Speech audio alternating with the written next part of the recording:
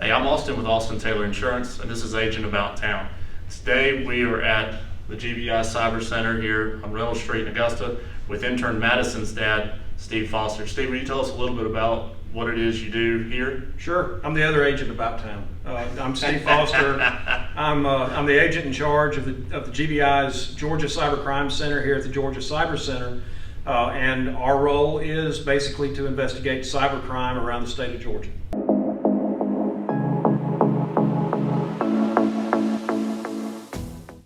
One of the issues that you have with this kind of crime is that the bigger cities do get impacted, but most of your perpetrators are not here. Yeah. So they're overseas. So what they do, especially on the fraud cases, is they use money mules. Okay. So middlemen that may know that they're middlemen, they may not know that they're middlemen.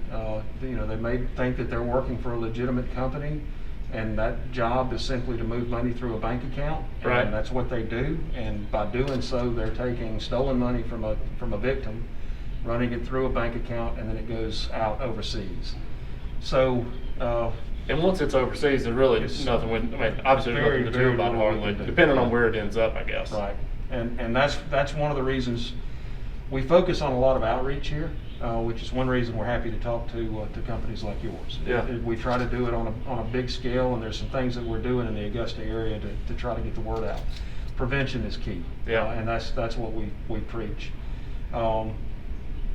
It is. Once it's gone, it's gone. Atlanta is actually the #1 hub for money mules in the country. So the most money in the country is funneling through banks in Atlanta. So we've started a task force in the Atlanta area called the Cyber Fraud Task Force with the Attorney General's office, the U.S. Attorney's office, FBI Cyber, and then local prosecutors around Metro Atlanta. So what we're doing now is we're focusing on those money mules. The ones that know they're money mules, we're going to put them in prison. Yeah. That's the goal, and to stop the flow of money through Atlanta. If we can get our hands on where the money goes, we'll do that too.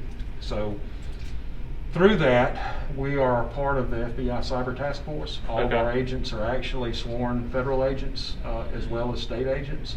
So we have that national jurisdiction, and of course FBI has a presence around the world. So there are ways that we can get some of our suspects. Well, when you say banks in Atlanta, I mean, those are like legitimate banks. Right. I mean, they have so many clients, so many accounts, they may not recognize that there's, I guess, fraud occurring inside their legitimate business. To a degree, yeah. And a lot of these, because most of these run through individuals, if you have a transaction over $10,000, it generates a cash transaction report.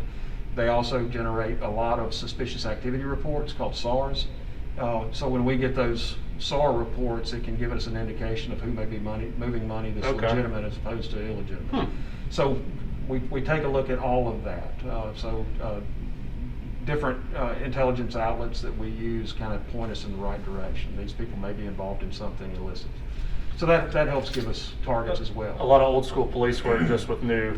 It is. And a lot of the technology you would think that we would be using to track down suspects is designed so that we can't track down the suspects. Right. So they're using the same things you and I use. They're using VPN services, but they're using things like spoofed emails, spoofed phone numbers to hide themselves, and they do it very, very well. One of the hard parts is how do you hide your money?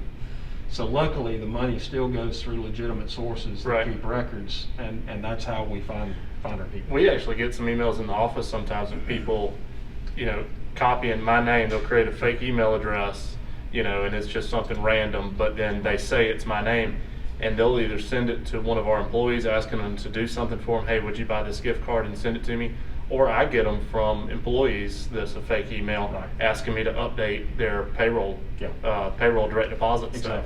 And there's really no way to stop it because it's a bunch of numbers and a bunch of letters at whatever email server they want to use. And the only thing we can do, as far as I know, from our IT company is just to block that email every time it comes through and just verify that person. So we send out a lot of phishing email, education stuff to our employees and teams, and hey, if it doesn't sound like something that I would write, or if it doesn't sound like something you would write, call me, and do it.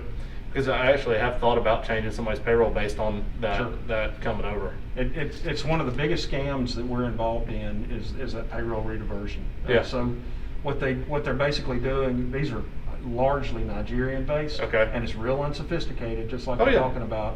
If it's a bigger organization where you don't know each other very Right. well, when they do get that, it's really, really easy for a finance department that doesn't know the employee, say a school system. Sure. They'll go in and they'll do it. Yeah. And they'll communicate back and forth. They think Mhm. they're talking to the employee, they'll send the forms, send me a voided check. Well, these are criminals, they know how to get a check. Yeah. And so they'll produce a forged check, send it in with the right paperwork, and then it's changed. They'll get them one time. And then that employee will catch it, they'll be reimbursed. Right. And they'll, bad guys move on. Well, these are multi-million-dollar schemes. Oh man, I could just imagine how much money, Yeah. they actually do. If they're on a small scale with us with, 11, 12 employees Right. in North Augusta and Augusta, if they hit a large international company and they get 5, 10, 12 transactions at a time, that's a lot of money. Yeah.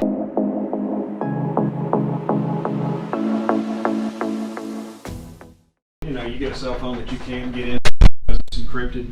We can take the hard drive out of the cell phone and access the data with that. I'm Austin with Austin Taylor Insurance, and this has been Agent About Town at the GBI Cyber Center here on Reynolds Street. Follow us to see more of what we do in 2021 as we get around town. And Steve, what do folks need to know to report cybercrime? So the two main things are protect yourself first. Prevention is key when it comes to cybercrime. If you're ever a victim of cybercrime, make sure that you call two people, your local law enforcement first, and then report the crime to ic3.gov. That's the FBI's reporting portal. Especially if you've lost money, ic3.gov is critical in hopefully stopping that money and getting it back in your pocket. So follow us on social media, subscribe to our YouTube channel, AustinTaylorInsurance.com. Thank you, and we'll see you next time.